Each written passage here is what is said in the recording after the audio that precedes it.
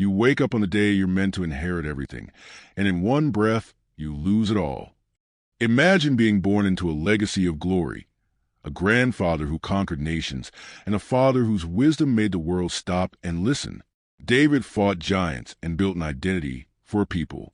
Solomon turned that identity into glittering splendor, palaces, alliances, wealth the likes of which the region had never seen. Then the crown lands on Rehoboam's head, and the moment the gold touches his brow, everything begins to unravel.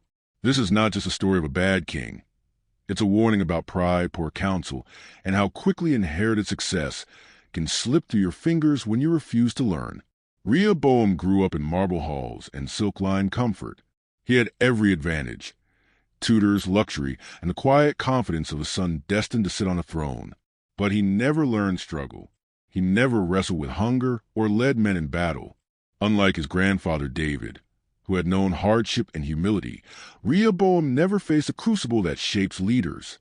His father Solomon had once begged God for wisdom. Rehoboam's hunger was for status and ease. That one difference would cost an entire nation. Solomon's reign had brought unmatched prosperity, but it required a heavy price. To build monuments and maintain international prestige, Solomon imposed steep taxes and forced labor. For decades the people endured, hoping the golden age would never end. When Solomon died, weariness and resentment were already simmering under the surface, waiting for the right moment to boil over. Rehoboam's coronation provided that moment. The elders of Israel, seasoned men who'd seen both blessing and burden, came with a wise and simple plan: lighten the yoke and speak kind words, and the people will live as loyal subjects forever. It was the kind of counsel that asked a king to lead with humility and service rather than dominion. Rehoboam heard it, but he also turned to friends who had grown up with him, young courtiers who liked the sound of power and the taste of contempt. Their answer was poison dressed as strength. Show them who's boss. Be harsher than your father. The boast they coach him to deliver. My little finger shall be thicker than my father's waist was intended to intimidate, not unite. Instead, it lit a fuse.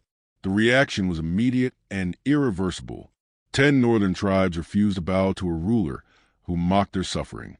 They rallied behind Jeroboam, a familiar figure who had once been exiled and now returned as an alternative, a man who claimed to understand their pain. In a matter of days, Israel was split. The once unified kingdom of David and Solomon became 2 fledgling states: the northern kingdom of Israel under Jeroboam, and Judah in the south under Rehoboam. One moment of arrogance had shredded generations of unity. What followed might read like a tragic script written for fast forward. Rehoboam, furious and humiliated, chose war. He mustered an army large enough to crush the rebellion. Certain violence would restore order. But before a blow was struck, a prophet intervened with a simple divine command: do not fight your brothers. This division, the prophet declared, was a consequence of long-standing idolatry and compromise, not merely a political accident. Rehoboam listened and withdrew his forces, but the split remained. The kingdom was lost not just to a rival, but to a chain reaction of pride, bad counsel, and spiritual decay. If that were the end, it would be tragic enough. But grief compounded. Jeroboam, determined to lock his people into independence, made a catastrophic spiritual choice. Afraid his subjects would return to Jerusalem to worship at the temple and be swayed back to David's line, he built 2 golden calves, one at Bethel, one at Dan, and told his people, "Here are your gods." In a moment, he replaced covenantal worship with invented rituals. He created a substitute faith centered on political survival. That act of fear and deception set the northern kingdom on a path of idolatry that would plague it for generations. Rehoboam, meanwhile, doubled down on the wrong things. Instead of turning Judah into a model of spiritual renewal, a place where humility would restore national health, he fortified cities and stockpiled weapons. He thought walls and armies could substitute for the lost loyalty of the people. His priorities revealed his problem. He believed security was external, built with bronze shields and ramparts, when the real defense was inside the heart of the nation. Predictably, disaster found him. In the 5th year of his reign, Pharaoh Shishak of Egypt invaded. His chariots and cavalry swept through Judah, taking cities and stripping Jerusalem of its treasures. The palace's golden shields, the temple's ornaments, the symbols of Israel's glory, were carried off as trophies. The humiliation was public and profound. Rehoboam had traded spiritual vigilance for military posture. The consequence was depletion and disgrace. He tried to patch over the wound, exchanging bronze for gold, but cosmetic fixes couldn't heal the deeper rot. Only then, at the edge of ruin, did Rehoboam finally show what he had long lacked: humility. He humbled himself before God, acknowledged his failures, and the immediate crisis was eased. But the damage had been done. The rupture in Israel's unity remained, and the spiritual decline had started a downhill course. Rehoboam died still king, yet his reign bore the weight of defeat and regret.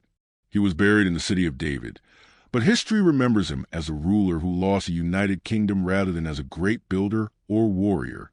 This story is more than ancient drama. It's a mirror for every leader, and every person who assumes power or privilege will carry them through. Rehoboam had the crown, the lineage, and the resources. He had Solomon's libraries and David's legacy. What he lacked was the posture of listening, humility, and sacrificial service. Pride made him deaf to wise counsel. The yes-men in his court validated his worst instincts. The people in the streets gave him one chance to unify a weary nation, and he failed. The ripple effects of that single choice are staggering. By insisting on dominion instead of dialogue, Rehoboam prompted an exodus of loyalty that weakened both kingdoms. The north fell into a cycle of idolatry under Jeroboam's policies, while the south, weakened and embittered, endured invasions and moral decline. Wars between Israel and Judah became common. Generations later, both kingdoms would face exile and destruction, in part because the foundation of righteous leadership had been compromised so early. At the heart of this story is a warning we still need.